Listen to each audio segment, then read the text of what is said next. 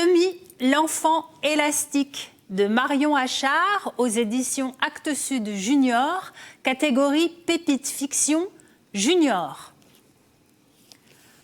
Fin janvier, comme tous les mois, à l'école de cirque, Monsieur Batbold a ouvert son cahier de compte avec le prénom de chacune de ses élèves ainsi que la somme à payer pour les cours.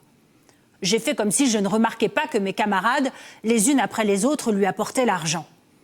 Le vendredi, en rentrant du cours, alors que Tula préparait à manger debout contre la table, j'ai dit avec un brin de reproche dans la voix « Tout le monde a payé ?»« Je sais. » Elle ne semblait pas le moins du monde préoccupée par ce que je lui disais, comme si elle n'entendait pas même mes mots. Elle continuait d'étaler la pâte sur la table pour faire les raviolis du dîner. J'ai insisté. « Si je ne peux pas payer, je ne vais plus pouvoir y aller. » Elle a pris un couteau pour mettre des petits coups incisifs dans la pâte. « Si tu es aussi doué que Guérel te le dit, je ne pense pas que ton professeur te renverra.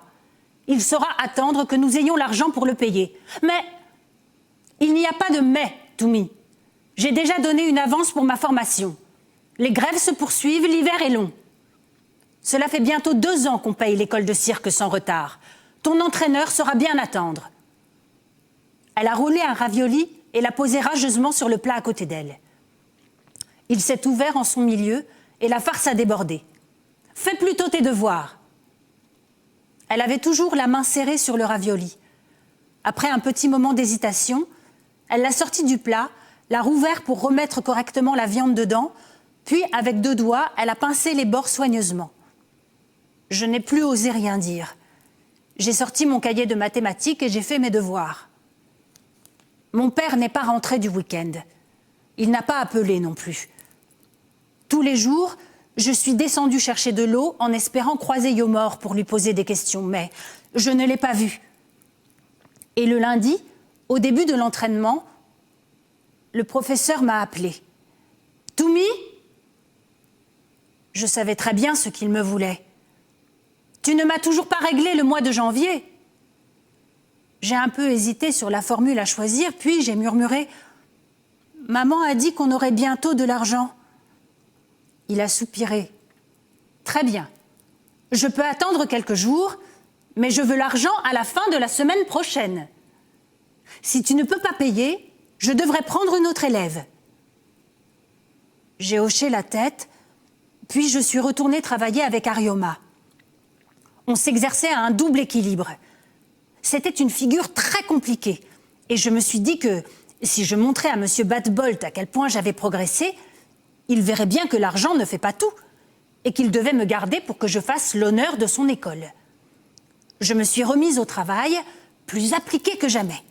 « Ça va ?» m'a demandé Arioma. « Tu fais une drôle de tête. » À la fin de la semaine, ainsi qu'à la fin de la suivante, non seulement je n'avais pas l'argent, mais en plus, la situation dans le sud du pays s'était dégradée et aucun accord n'avait été trouvé. J'avais l'impression que mon entraîneur ne voyait pas mes efforts. Il ne remarquait même pas que je ne pleurais plus lors des séances d'étirement.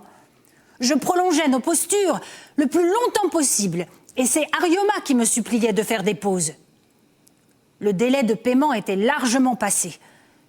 Monsieur Batbold m'a demandé « Où en es-tu pour l'argent ?» Ma mère dit que ça va bientôt arriver. Il a consulté son petit carnet. Bientôt comment? Février est déjà bien entamé. Auras-tu l'argent de ce mois? Ou également l'argent pour le mois suivant? Tu comprends bien que, si les parents des autres élèves découvrent que je garde les enfants, même s'ils ne payent pas, plus personne ne voudra me verser les mensualités. Et alors comment je louerai la salle? Et mon salaire? Il semblait attendre une réponse. « Je ne sais pas », j'ai murmuré. J'étais mortifiée. J'ai regardé les autres filles qui s'entraînaient sans même me poser de questions. Je me disais que elles pourraient continuer de devenir de grandes contorsionnistes et gagner de l'argent. Elles pourraient atteindre leurs rêves. Au fond de moi, j'ai senti la colère poindre. Je n'avais ni idée ni solution. Et ça me paraissait terriblement injuste. Tu es doué, Toumi. Ce serait dommage de ne pas continuer. Tu vas perdre en souplesse si tu ne t'entraînes pas régulièrement. Mais mes cours sont payants. Reviens avec de l'argent. Toumi, l'enfant élastique de Marion Achard aux éditions Actes Sud Junior.